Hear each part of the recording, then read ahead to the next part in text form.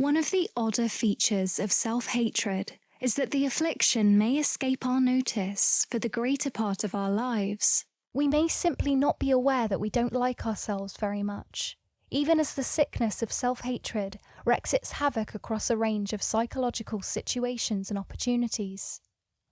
Though we are relentless scrutinizers of others, we seldom pause to give a unitary verdict on what we make of our own characters. We may recognize our approval or distaste of ourselves in relation to specific actions. We will know when we are, for example, cross about being slow to complete a task, or when we are pleased to have won a colleague's approval, but we are on the whole uninclined to step far back and consider ourselves in totality as we might a stranger. We are too involved with ourselves on an ongoing basis to assess the sharper outlines of our own characters. There are few occasions when we are summoned to ask whether we essentially like the person we are. As a result, our self-suspicion tends to linger in undiagnosed forms. We miss the extent to which we can suffer from endemic self-loathing, and how a once acceptable and perhaps invigorating form of self-questioning has turned into a lacerating sequence of attacks on everything we are and do. We may, paradoxically, be at once highly depressed about ourselves and oblivious that we are so. In order to know what we are up against, we should take a measure of our sense of self. For this, there may be no better move than to resort to that clumsiest but simple and most helpful of psychological tools, the questionnaire. We can ask to what extent we might agree with the following sentences on a scale of 1 to 10, 10 meaning very much, 0 indicating not at all. If people knew who I really was, they would be horrified. The inside of me is appalling. Often I can't bear who I am. I'm disgusting. I'm shameful. I'm weak. Others have a good cause to hate and harm me. It's only a matter of time before terrible things happen to me, given who I am. I'm sexually revolting. I am physically repulsive.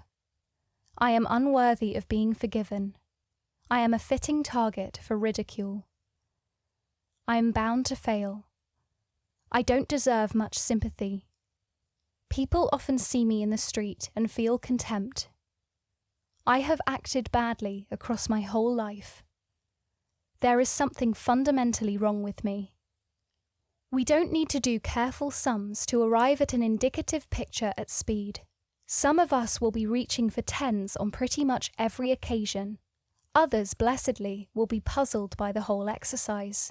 This book is not for them.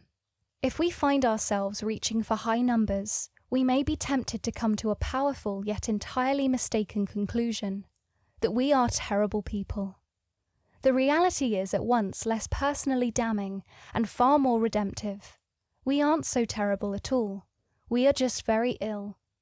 The questionnaire is telling us about an affliction, not about our past or what we deserve or who we really are. The very extremity of our answers should signal that something is afoot that far exceeds what any human is ever owed.